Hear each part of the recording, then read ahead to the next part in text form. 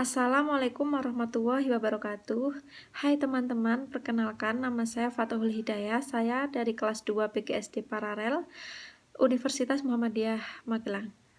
Pada kesempatan kali ini saya akan berbagi video ke kalian mengenai mitigasi sampah plastik. Seperti yang kita tahu ya teman-teman, bahwa Indonesia sendiri sekarang menjadi negara nomor 2 penyumbang sampah terbesar di dunia. Salah satu sampah yang sangat banyak yaitu sampah plastik.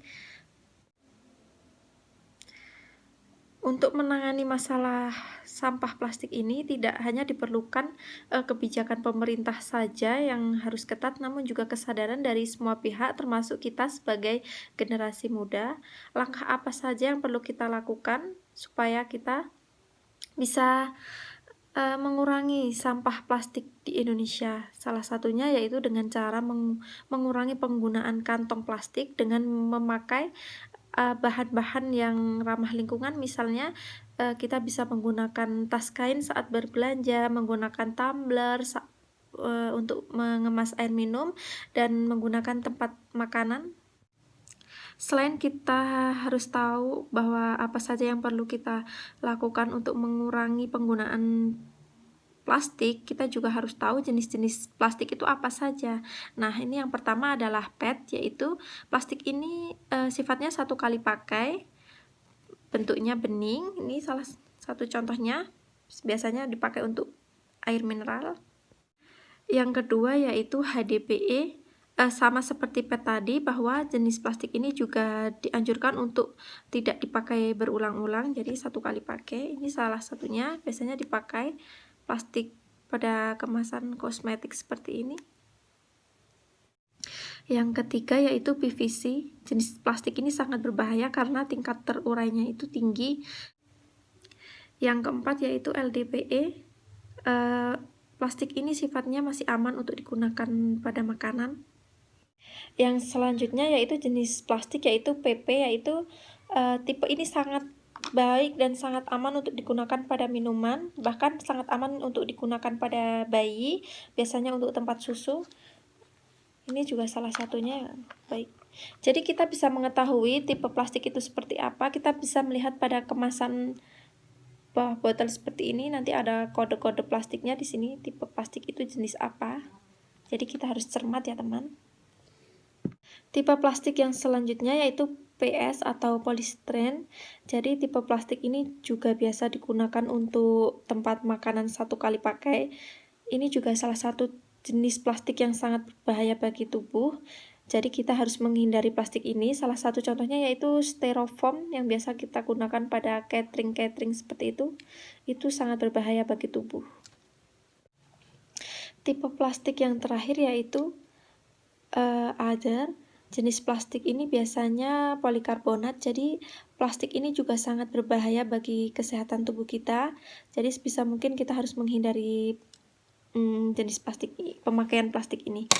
Jadi teman-teman, sekali lagi untuk mengetahui jenis plastik apa yang kita pakai, kita harus bijak, yaitu kita lihat kode di bawah kemasan seperti ini. Dengan begitu kita bisa menggunakan jenis plastik apa yang baik bagi tubuh kita dan mana yang seharusnya untuk kita hindari.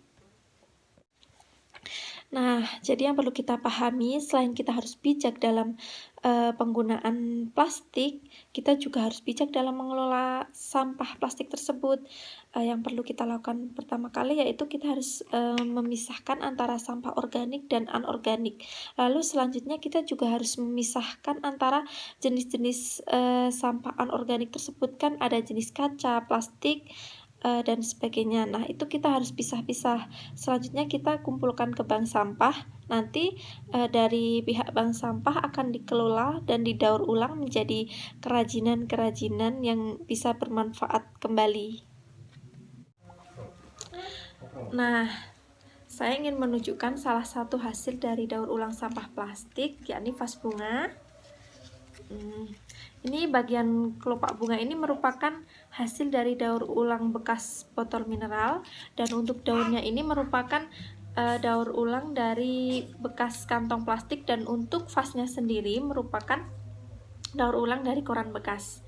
Nah, Jika kita bisa bijak dalam melakukan pengelolaan terhadap sampah plastik, kita bisa menghasilkan kerajinan-kerajinan, salah satunya vas bunga seperti ini, dan masih banyak lagi.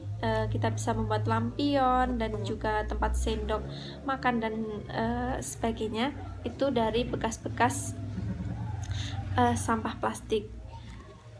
Jadi, selain kita bisa menyelamatkan lingkungan kita dari sampah-sampah yang berserakan, kita juga bisa menghasilkan kerajinan-kerajinan yang bisa memberikan nilai jual. Begitu teman-teman. Nah, jadi kita tahu kan bahwa sampah plastik itu sangat merusak lingkungan dan sangat berbahaya bagi kesehatan manusia. Jadi kita harus melakukan kegiatan-kegiatan yang positif. Salah satunya yaitu kita bisa memberikan edukasi kepada orang terdekat kita supaya mereka itu bijak dalam penggunaan plastik dan mereka bijak dalam menggunakan bahan-bahan yang ramah lingkungan supaya selain lingkungan itu sendiri terjaga, maka kesehatan mereka pun juga akan terjaga.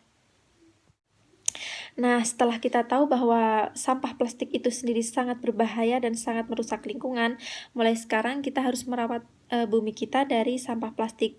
Jadi kita harus bijak ya teman-teman dalam menggunakan plastik. Sebisa mungkin kita menggunakan bahan-bahan yang ramah lingkungan supaya bumi kita terjaga dan juga kesehatan kita juga terjaga. Sekian yang bisa saya sampaikan ke kalian. Semoga bermanfaat ya teman-teman. Wassalamualaikum warahmatullahi wabarakatuh.